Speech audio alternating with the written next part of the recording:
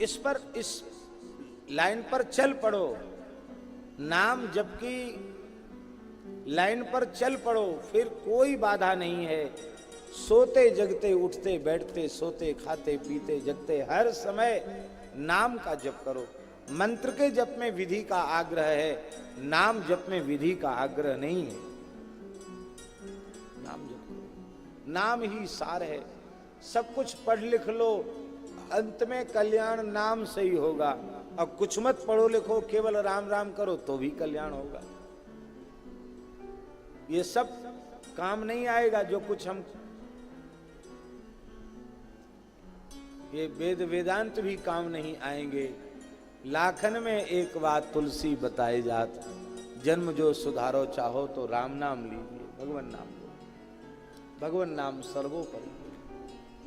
वैष्णव को नाम में सर्वोपरि प्रीति रखनी। खेती करते हुए राम राम किया जा सकता है, रसोई बनाते हुए राम राम किया जा सकता है, रास्ता चलते राम राम किया जा सकता है, हर समय राम राम किया जा सकता है।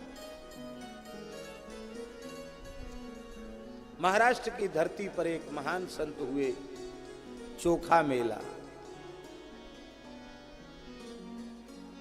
हमारे उत्तर भारत में, मध्य भारत में जैसी महिमा संत रविदास जी की है, रैदास जी की है, वही महिमा महाराष्ट्र में संत श्री चोखा मेला जी की है।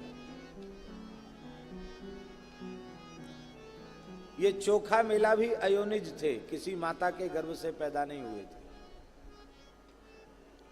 एक ब्राह्मण दंपति श्री पंढरपुर की यात्रा प्रतिवर्ष करते थे, बड़े भजनानंदी थे।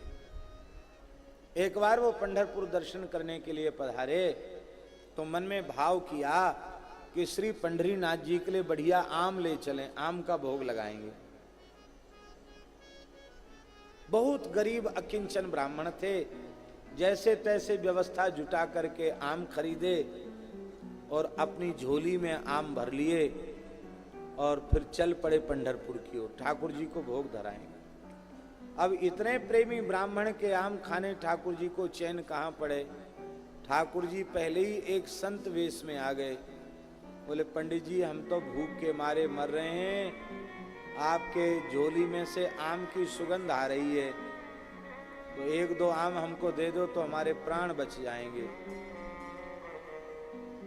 आपने मन में सोचा कि पंढरीनाथ जी के चलते फिरते विग्रह संत ही तो हैं, ये दो चार आम खा लेंगे फिर भी तो बच जाएगा, धो के भोग लगा देंगे, कोई बात नहीं। तो प्रेम से उन संत को आम दो। संत रूप में पंढरीनाथ जी थे, तो ठाकुर जी थोड़ा आम चूसते और थोड़ा उसमें बच जाता तो ब्राह्मणी की गोद में डाल देते, झोली में।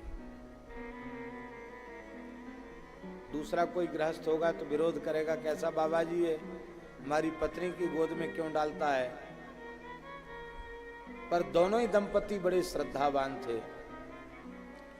ठाकुर जी एक एक करके सबरे आम चूक गए, एक भी नहीं छोड़ा। और ब्राह्मणी की चूनरी झोली आम से भर दी, चूसे हुए आम से भर दी।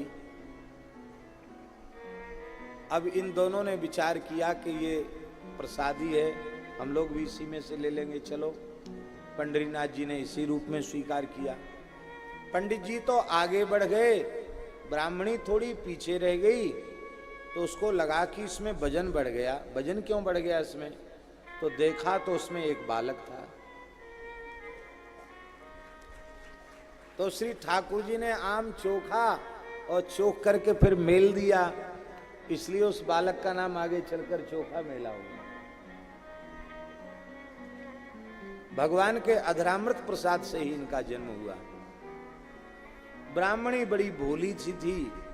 ब्राह्मणी ने विचार किया कि इस बालक को लेकर अपने पति के निकट पहुंचूंगी। पंडित जी आगे बढ़ गए तो पता नहीं मुझे क्या बुरा भला कहेंगे, कहेंगे छोड़ दो इस बालक को, तो छोड़ना तो पड़ेगा ही। ये पता नहीं क्या चमत्कार है, घबरा गई बेचारी। और उसी घबराहट में उस नवजात बालक को कोमल पत्तों पर बिछा करके हे पंडरीनाथ जी इसकी रक्षा करना, कह के छोड़ दिया। नदी का किनारा था और उसी समय चर्मकार दंपति वहां आए। वो भी बड़े भक्त थे, उनके कोई संतान नहीं थी। उन्होंने इस बालक को अपनी संतान मानकर ले लिया। तो पालन पोषण इनका वहां हुआ, इसलिए इनकी वही जाति, महार जाति इनकी मानी गई। मेहनत मजदूरी करते चोखा मेला, और उनके घर में श्री ठाकुर जी पधारते। एक बार चोखा मेला जी को कुछ मजदूरी अधिक मिल गई, तो आपने केला खरीदे और पंडरीनाथ जी को भेंट करने पहुंच गए। जैसे ही भीतर पहुंचे, आप तो भाव के कारण भीतर चले गए और उस समय लोगों ने इनकी पिटाई शुरू कर दी। देखो ये घुसिया नीचे, यहां कहां से घुसा, बहुत मार पड़ी, घर मंदिर से बाहर फेंक दिया गया, आप बेहोश हो गए, केले भी बाहर फेंक दिए। आपने केले उठाए और रोते हुए अपने घर आ गए। पंढरपुर से 10-12 किलोमीटर दूर इनका गांव है, अभी भी है गांव।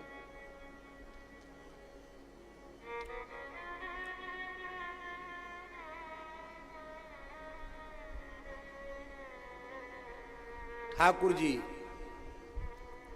रात को चोखा मेला की झोपड़ी में पधारे। भगत जी बड़ी जोर की भूख लग रही है। आप बोले कि पहले तो पिटवाया अपने पंडे पुजारियों से, अब कहते भूख लग रही है। उस समय नहीं रोक सके कि हमारे भगत को क्यों पीट रहे हो। ठाकुर जी बोले ये लोग मुझे पत्थर की मूर्ति मानते, पत्थर कहीं बोलता है?